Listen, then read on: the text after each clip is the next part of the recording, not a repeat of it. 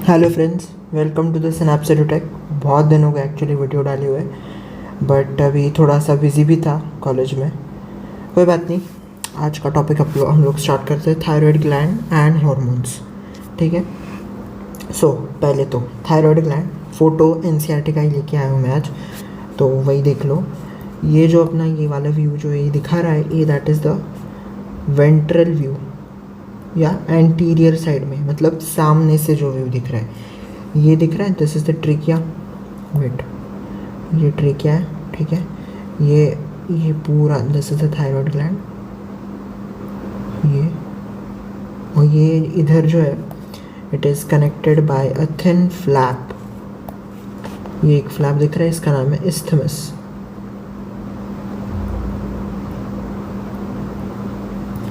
इसका नाम है इस्थमस, ये याद रखना है, ठीक है। ये एक चीज़ है। दूसरी, it is composed of 2 lobes. इधर दिख रहे हैं, कंपोज्ड ऑफ 2 लोब्स दोनों साइड पे। ये देख लो, ये एक डॉर्सल व्यू है, तो ये डॉर्सल साइड का व्यू है डेफिनेटली।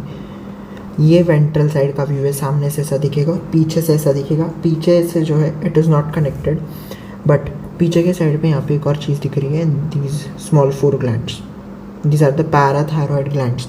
अब थायरॉयड ग्लैंड का एक हार्मोन होता है दैट इज थायरोकैल्सिटोनिन, और parathormone that is secreted by parathyroid gland. ये दोनों मिलके कैल्शियम मेटाबॉलिज्म रेगुलेट करते हैं, जो अपन नेक्स्ट लेक्चर में पढ़ेंगे। इस लेक्चर में हम लोग पढ़ेंगे थायरॉयड ग्लैंड का मेजर हार्मोन कौन सा है, वो T3 दैट इज ट्राइआइडोथायरोनिन,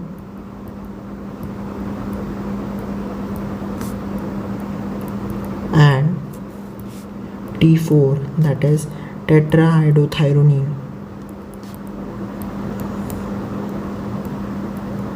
ठीक है, ट्राइआइडोथायरोनिन, टेट्राआइडोथायरोनिन।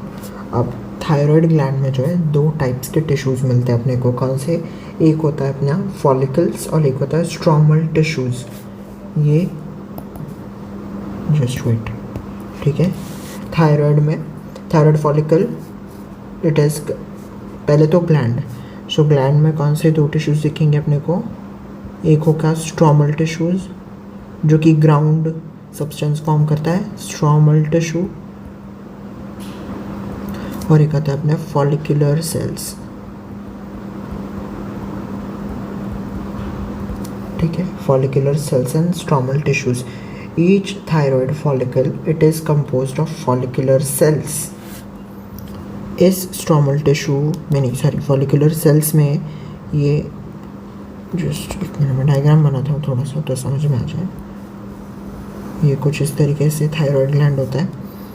इसके अंदर ऐसे कुछ क्यूबॉइडल सेल्स प्रेजेंट होता है ये, और इसके अंदर जो है हार्मोन प्रोडक्शन होता है, ठीक है। सो थायरॉक्सिन हार्मोन जो होता है that is T4 thyroxine. T3 confuse नहीं होना है। अगर स्टेटमेंट आता है नीट में कि थायरॉक्सिन कौन सा हार्मोन है, टेट्राआइडोथायरोनिन या ट्राइआइडोथायरोनिन, टेट्रा को ही टिक करके आना है, कोई भी T3 को कोई टिक नहीं करके आएगा, ठीक है। कंफ्यूज नहीं होना है। टेट्राआइडोथायरोनिन है that is the more metabolically active, more metabolically active. इसके फिजियोलॉजिकल फंक्शंस भी हम लोग इस लेक्चर में कवर कर देंगे, उसका भी टेंशन नहीं लेना, ठीक है। सो ये इस तरीके से ये जो है इधर हार्मोन प्रोड्यूस होता है। कौन सा हार्मोन होता है? T4 thyroxine. Start writing T4 thyroxine, notes बनाओ साथ में, that will be helpful for you, ठीक है। अब आयोडीन कैसे एसेंशियल होता है? हम लोग बोलते हैं कि आयोडीन के डिफिशियंसी वजह से गोइटर हो गया। 7th 8th से सुनते आ रहे बहुत बच्चे, लेकिन क्यों होता है? आयोडीन जो है इसी के 3 स्टेप्स होते हैं ना, ठीक है। इसी के जो है 3 स्टेप्स होते हैं। कौन से? ये आयोडीन है, पहले ये ट्रैप होगा, तो इसका पहला स्टेप का नाम है ट्रैपिंग। ये नहीं है एनसीईआरटी में, it is just for your understanding. दूसरा इसका ऑक्सीडेशन,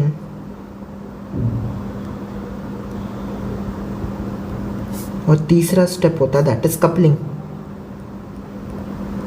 कपलिंग किसके साथ? कपलिंग आयोडीन किसके साथ कपल करेगा? थायरोग्लोबुलिन। थायरोग्लोबुलिन ये बहुत लंबी प्रोसेस है और ये नीट में नहीं पूछेंगे, लेकिन अब इतना टॉपिक बता ही दिया तो 2 मिनट और सुन लो। आयोडीन का जो है पहले ट्रैप हो जाता है, आयोडीन इस पूरा ये जो है इसमें ट्रैप हो जाएगा। ये जो है अपने ये क्या है? फॉलिकुलर सेल्स है, इसमें ये ट्रैप हो जाएगा पहली चीज़। तो दूसरी चीज़ क्या हो जाएगा? आई माइनस ट्रैप होता है ना, सो इसका ऑक्सीडेशन होगा and it is converted iodide to active iodine that is I2। ठीक है, ये ऑक्सीडेशन होगा। और इसका कपलिंग जो है दैट इज इसका कपलिंग पहले तो it is attach to thyroglobulin.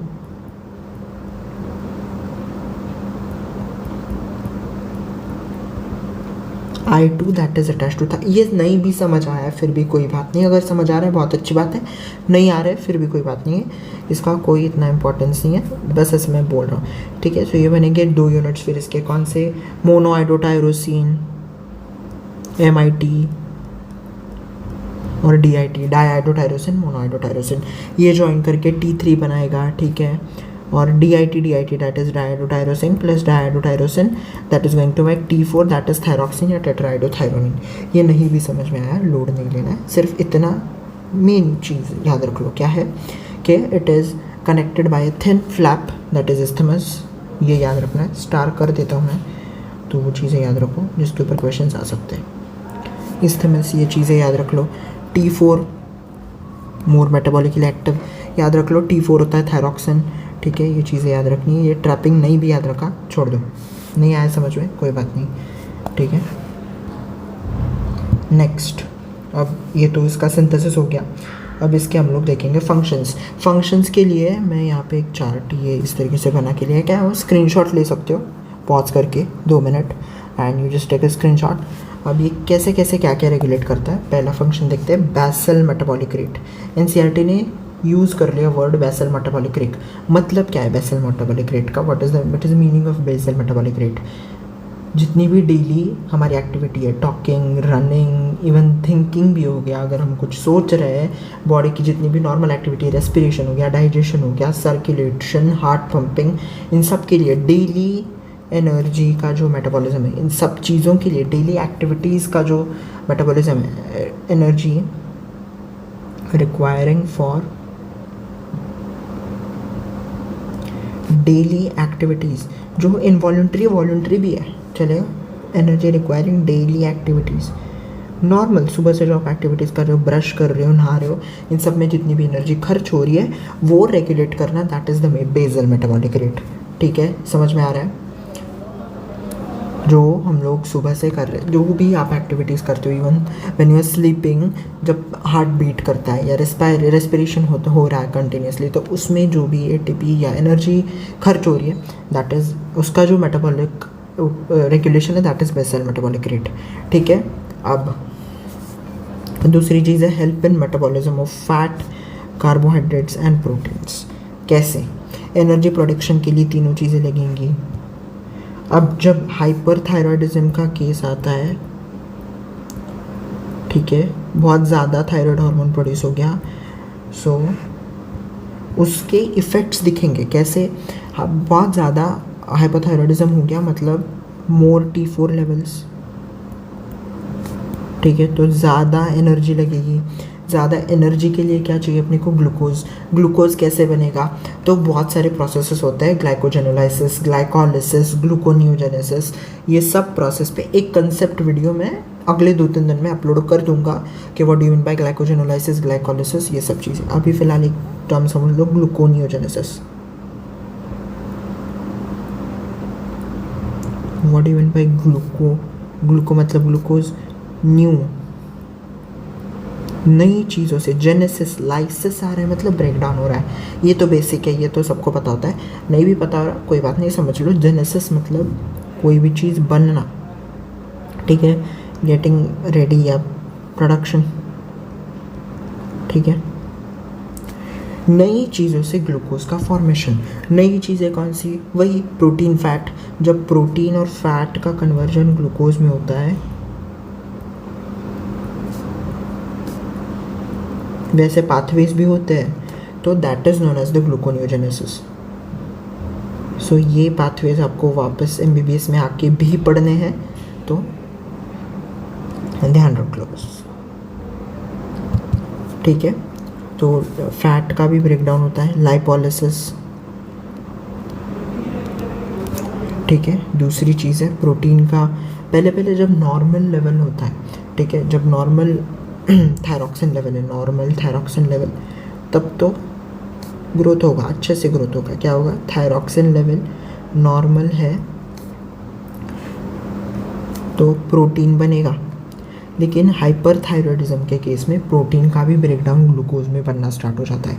तो बहुत ज़्यादा एनर्जी, एक्सेसिव स्वेटिंग, ठीक है, बहुत ज़्यादा स्वेटिंग, एनर्जी। कभी आपने देखा है बहुत ऐसे, कभी अगर आप घर में केस हो कोई हाइपरथायरॉयडिज्म का, तो यू कैन सी कि उसका बहुत ज़्यादा वेट लॉस हो रहा है, स्वेटिंग हो रहा है, प्रोट्रूजन हो रहा है आई बॉल्स का, उसको मतलब एकदम ऐसे फास्ट, बहुत चीज़ें एकदम उसके बॉडी में बहुत जल्दी हो रही है, बहुत ज़्यादा एनर्जी खर्च हो रही है। तो फैट का भी ब्रेकडाउन होगा, कार्बोहाइड्रेट्स का भी ब्रेकडाउन होगा, और प्रोटीन्स का भी ब्रेकडाउन होगा। फैट्स और प्रोटीन्स कौन से पाथवे से बनते हैं? अगेन ग्लूकोनियोजेनेसिस, ग्लूकोज का किसी नए सब्सटेंस से फॉर्मेशन होना, दैट इज ग्लूकोनियोजेनेसिस, ठीक है। Next is the maintenance of water electrolyte balance. Water electrolyte balance कैसे मेंटेन करता है? ठीक है, सो वाटर इलेक्ट्रोलाइट बैलेंस जो है ये एक्ट करेगा सोडियम पोटेशियम पंप पे, ठीक है। Basically glomerular filtrate rate increase होता है, glomerular filtrate rate thyroid hormones increase करते हैं। सो थायराइड हार्मोन्स अगर GFR इंक्रीज कर रहे हैं तो that means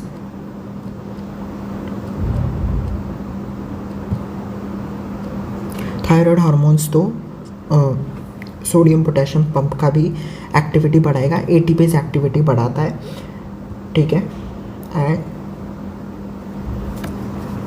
here they can regulate kidney functions, renal functions, ठीक है। तो वो एक चीज़ याद रखनी है। तो किडनी फंक्शंस, रीनल फंक्शंस, तो directly that regulates the water and mineral balance, ठीक है। अब ये next important function, how does it supports blood cell formation, कैसे? तो थायराइड हार्मोन जो है basically red blood cell formation कहाँ पे होता है? कुछ आइडिया है? एक चीज़ याद है, spleen is the graveyard of RBC, ऐसा कुछ सुना है सर्कुलेशन में? नहीं सुना है? जाके NCERT की लाइन है, पढ़ लो। रेड ब्लड सेल का डिस्ट्रक्शन जो है स्प्लीन में होता है, ये एक इम्पॉर्टेंट चीज़ है, पूछते हैं बहुत बार। ग्रेवयार्ड ऑफ RBC स्प्लीन है, स्प्लीन में डिस्ट्रक्शन होता है, तो फॉर्मेशन कब होता है? फॉर्मेशन कौन से इसमें होता है, ठीक है। सो फॉर्मेशन जो है, जो लॉन्ग बोन्स है उनके बोन मैरो में फॉर्मेशन होता है। फीटल लाइफ में इवन स्प्लीन, लिवर, ये सब चीज़ें red blood cell formation support करती है। बट जब एडल्ट्स में, अब रेड ब्लड सेल्स ऑलरेडी, तब तो नए रेड ब्लड सेल्स फॉर्म हो रहे हैं ना, अब when you are getting adult, तब स्प्लीन इट स्टॉप्स, ठीक है। तो बाद में in adults it does not form, hemopoiesis function नहीं करता है। Hemopoiesis is formation of red blood cells, लेकिन बोन मैरो जो है वो continuously red blood cells form करता है। सो जो थायराइड हार्मोन है that will act on bone marrow, directly on bone marrow, और बोन मैरो पे एक्ट करके वहाँ से फिर जो है haemopoiesis, that is formation of red blood cells regulate करता है। ये मैं बहुत रीजंस के साथ आपको ढूंढ के बताया मैंने। ये NCERT में सिर्फ 4 स्टेटमेंट्स दिए और इतनी बात फंक्शंस ऑफ थायराइड हार्मोन ख़त्म कर दिया। लेकिन what we have learn the reasons. Basal metabolic rate, क्या है basal metabolic rate? Energy required for daily activities, कौन से एनर्जी डेली एक्टिविटीज़ जो भी है आपकी, running, sleeping, talking, respiration, breathing, जो भी चीज़ें, उसमें जितना भी एनर्जी खर्च हो रहा है that is basal metabolic rate. दूसरा, support red blood formation. Red blood formation adults में कहाँ पे होता है? It is happens in bone marrow, जो है अपना लॉन्ग बोन्स के जो बोन मैरो है, long bones have a cavity, उसके अंदर बोन मैरो होता है, बोन मैरो उस पर एक्ट करता है बेसिकली थायरॉक्सिन, वो then that stimulates the hemopoiesis, help in metabolism of fat carbohydrate से भी मैंने बता दिया। हाइपरथायरॉयडिज्म का भी केस इसमें कवर हो गया, बट स्टिल मैं आपको फिर से एक बार बता दूंगा बाद में, ठीक है। Maintenance of water electrolyte balance किस चीज़ पे मेंटेन करता है water electrolyte balance? Renal GFR, kidney में जा करके, मतलब ऑफ कोर्स वाटर है और आयंस का भी रेगुलेशन करना है, then kidney is the organ, तो उस पर जितने भी आप एक्टिव उस पे चीज़ें, उसमें जो है that is regulation, so renal functions का रेगुलेशन, उसमें Na+K+ pump, GFR kidney, arterial blood pressure increase करता है। ग्लोमेरुलर का seen the structure of glomerulus, तो ये कुछ ऐसे होता है, कब बॉमेंस कैप्सूल है, यहाँ से आता है एफरेंट आर्टीरियल, फिर ये टूटता है ग्लोमेरुलस में ऐसे, और ये फ्रंट आर्टीरियल। अब आर्टरीज का प्रेशर बढ़ गया तो यहाँ पे भी प्रेशर बढ़ेगा, तो यहाँ पे जो अल्ट्रा फिल्ट्रेशन हो रहा है उसका भी तो रेट बढ़ेगा, तो वही तो है GFR। सो ये कौन इंक्रीज कर रहे हैं? थायरॉक्सिन, ठीक है। अब आओ इसके केसेस पे, हाइपोथायरॉयडिज्म एंड हाइपरथायरॉयडिज्म, ये रफ कर देता हूँ, ये वैसे भी कोई काम की चीज़ नहीं थी, बट स्टिल कुछ चीज़ें याद रखो जो स्टार मार्क करके मैंने दी है। NCERT रट लेनी है जितना हो सके, छोड़ना नहीं है NCERT का कोई भी पॉइंट, ठीक है। नेक्स्ट आपके केमिस्ट्री पे लेक्चर्स भी स्टार्ट हो जाएंगे, तो देखते हैं। अभी बायो का तो पढ़ लो, पहले रिवीजन कर सकते हो, शॉर्ट्स भी मैं बना दूंगा कुछ दिनों में, तो उससे भी यू कैन रिवाइज। अब हाइपोथायरॉयडिज्म, बेसिक केस है गॉइटर, ये तो सबको पता होता है कि गॉइटर क्या होता है, नहीं भी पता है सुन लो। आयोडीन डेफिशिएंसी अगर हो जाती है, डेफिशिएंसी ऑफ आयोडीन, अब डेफिशिएंसी ऑफ आयोडीन हो गई तो ये सब प्रोसेस नहीं चलेंगी, कौन सी जो फॉर्मेशन है, ऑक्सीडेशन, ट्रैपिंग, ये सब नहीं होगा, तो उससे क्या हो जाएगा, फिर हार्मोन प्रोडक्शन बंद हो जाएगा। अगर हार्मोन प्रोडक्शन बंद हो रहा है दैट मीन्स आपका जो BMR है, जो आपका रेड ब्लड सेल्स फॉर्मेशन है, वो सब चीज़ें नहीं होगी, ठीक है। So that will definitely affect, और फिर वहाँ पे जो है enlargement of the thyroid gland होता है विच कॉजेस गॉइटर, सिंपल है, ठीक है। अब मान लो ये डेफिशिएंसी ऑफ आयोडीन हो गई प्रेगनेंसी के टाइम पे। Let me tell you all, जब फीटल लाइफ में फर्स्ट 3 मंथ्स में कोई हार्मोन नहीं बनता है, क्योंकि ग्लैंड्स डेवलप ही नहीं होता है, तो फीटल ब्रेन जब डेवलप होता है उसमें थायरॉक्सिन का बहुत बड़ा हाथ होता है। Development of fetal brain, sorry for the noise actually, development of fetal brain, तो फीटल ब्रेन जो है उसमें T4 और thyroxine as the major roles. अगर डेवलपमेंट ऑफ ब्रेन नहीं हो रहा है तो डेफिनेटली स्टंटेड ग्रोथ, जो बच्चा पैदा होगा आफ्टर पार्चुरेशन या जब ऑफकोर्स प्रेगनेंसी ख़त्म होती है, defective development and maturation of growing baby lead to stunted growth, ठीक है, and that condition is the cretinism. अब ब्रेन डेवलप नहीं हुआ है ढंग से, तो mental retardation is the another symptom for the cretinism, mental retardation, ठीक है। सो अगर इसीलिए बोलते हैं कि जो प्रेग्नेंट लेडी है that should take enough amount of iodine, enough amount of salt, तो हाइपोथायरॉयडिज्म नहीं होगा, क्रेटिनिज्म तो नहीं होना चाहिए। तो डेफिनेटली अगर ये सब चीज़ें हैं, मेंटल रिटार्डेशन है, तो डेफिनेटली लो IQ होगा उस बच्चे का, लो इंटेलिजेंट क्वेश्चन, ठीक है। अब नॉर्मल स्किन डिसम्यूटिज्म, ठीक है, ये सब चीज़ें याद रखनी है। अब normal skin डिसम्यूटिज्म,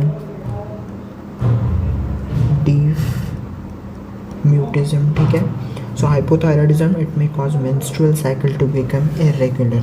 hypothyroidism, not hypothyroidism, ये पूछ सकते हैं असर्शन रीजन में, रट लो ये। Hypothyroidism may cause a menstrual cycle to become irregular due to cancer of thyroid gland or due to development of nodules of the thyroid gland. The rate of synthesis and secretion of thyroid hormones increase होता है। जब thyroid cancer होता है तो basically thyroid hormones का production बढ़ जाता है, तो उसका थायराइड ग्लैंड का एनलार्जमेंट होता है, तो that is known as exophthalmic goitre, enlargement of thyroid gland. तो डेफिनेटली वेट लॉस भी जो है वो होगा, बेसल मेटाबॉलिक रेट इंक्रीज होगा, वेट लॉस होगा, प्रोट्रूजन ऑफ आई बॉल्स, ये एक्सोप्थैल्मिक गॉइटर के सिम्टम्स है, एनसीईआरटी में पढ़वा दूंगा, ठीक है। और हाँ, अपन ये जो थायरोकैल्सिटोनिन है विद द पैराथायरॉयड ग्लैंड, ही दोनों चीज़ें ख़त्म करेंगे। आई होप समझ में आ गया है।